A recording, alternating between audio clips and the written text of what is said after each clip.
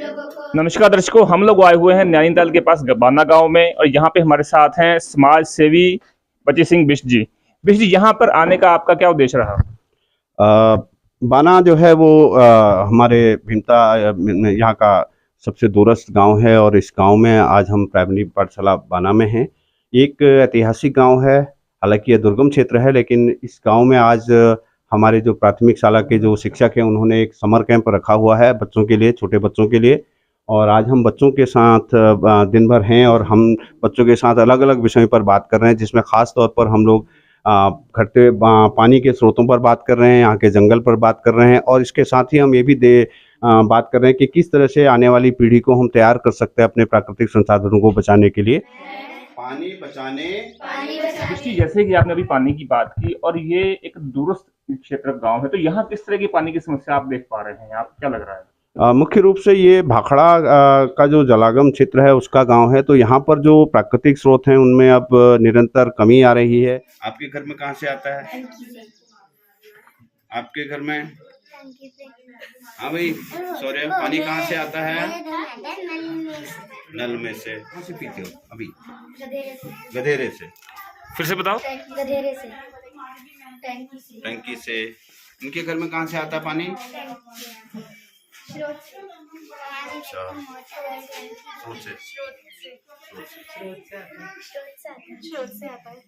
उसके अलावा जो जंगलों में लगातार हर साल आग लगती है उसकी वजह से भी इसका एक बड़ा प्रभाव पानी के स्रोतों पर और उस पर दिखाई देने लगा है। बच्चे क्योंकि भविष्य हैं, तो आपने बच्चों से आज बात की, बच्चों का कैसा रिस्पॉन्स रहा? क्या बच्चे इस चीज को समझ पा रहे हैं, क्योंकि अभी छोटे बच्चे हैं? मुझे लगता है कि ये बच्चे बहुत अच्छे से समझते हैं कि उनके परिवेश के अंदर क्या कुछ घटनाएं हो रही हैं और किस तरह से वो चीज़ें डिस्टर्ब हो रही हैं, किस तरह से चीज़ें बाधित हो रही हैं। और साथ ही इन बच्चों को ये जानकारी है, क्योंकि ये प्रकृति के साथ जुड़े हुए बच्चे हैं, इनको जानकारी है कि आने वाले समय में धीरे धीरे पानी के स्रोत खत्म हो जाएंगे और यहाँ की ज़मीनें और यहाँ का प्राकृतिक संसाधन भी संकट में जाएगा। और ये भी जानते हैं कि किस तरह से पानी प्रदूषित होता है।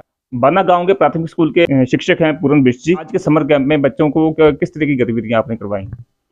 आज तो मैंने बजदा से रिक्वेस्ट की थी कि वो आएँ, जिससे कि बच्चे अपने इर्द गिर्द की जो प्राकृतिक जो रिचनेस है उसको समझें, उसमें हो रहे निरंतर जो बदलाव हैं और जो आने वाली जो परेशानियां हैं पानी की, जो अभी तो पानी यहाँ पे है इतने छोटे से बसासत के लिए, लेकिन आने वाले टाइम में जिस तरह से लोग आ रहे हैं इधर को, तो वो बड़ी समस्या है। जंगल की हालत बड़ी खराब है, हमेशा आग लगती है। परिवेश में जैसे कि पर्यावरण संकट हम लोग समझ रहे हैं, क्या बच्चों की अवेयरनेस के लिए इस पढ़ाई के साथ साथ क्या प्रयास नहीं होने चाहिए? आपको क्या लगता है?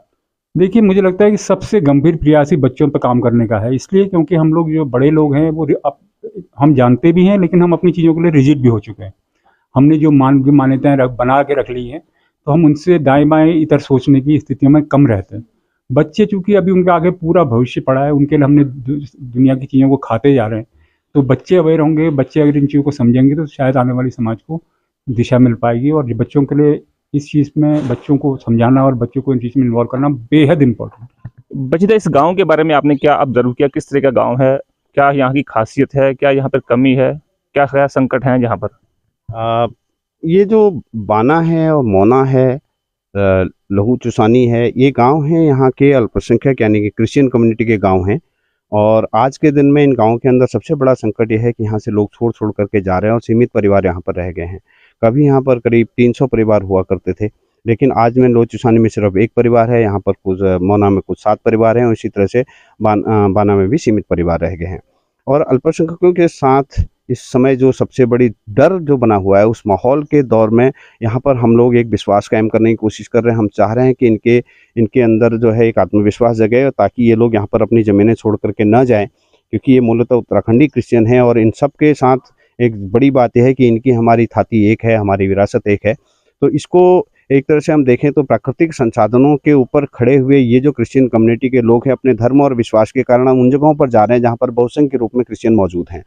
तो ऐसे समय में बाना और मोना में हमारा आना और यहाँ पर प्राकृतिक संसाधनों को लेकर के काम करना एक महत्वपूर्ण पक्ष है। और मुझे विश्वास है कि यहाँ के तमाम परिवार हमारे साथ जुड़ेंगे और आने वाले समय में प्राकृतिक संसाधनों को बचाते हुए जो हमारी सामाजिक समरसता है उसको बचाने के लिए भी हम लोग मिलजुल करके काम कर पाएंगे।